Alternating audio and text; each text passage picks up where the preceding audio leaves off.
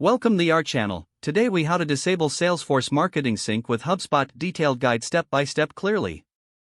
To disable Salesforce Marketing Sync with HubSpot, start by logging into your HubSpot account.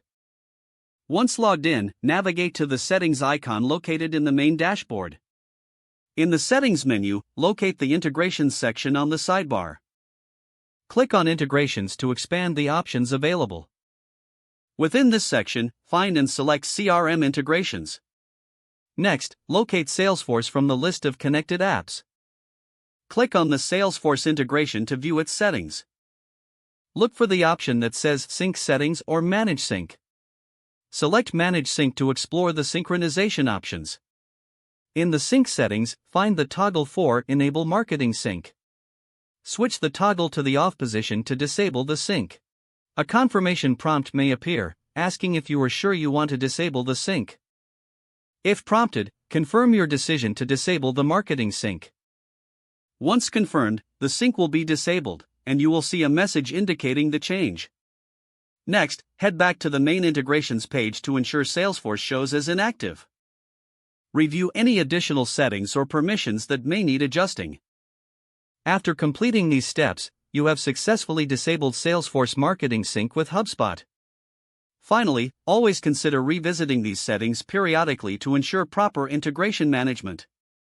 If the page does not load, refresh the browser or try again in a private or incognito window. Make sure you are using the correct email address, then retype it carefully to avoid small typos. If your password is not accepted, use the reset option and create a new strong password you can remember. Check your spam folder for verification or security emails, then complete any requested confirmation steps.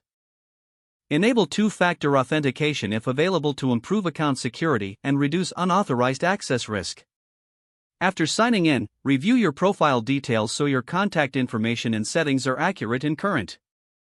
If you see an error message, note it down and try again after restarting your device and internet connection. Log out when you finish, especially on shared devices, to keep your account and payment information secure. If the page does not load, refresh the browser or try again in a private or incognito window. Make sure you are using the correct email address, then retype it carefully to avoid small typos. If your password is not accepted, use the reset option and create a new strong password you can remember. Check your spam folder for verification or security emails, then complete any requested confirmation steps. Don't forget to like this video and subscribe to our channel for more step-by-step tech guides.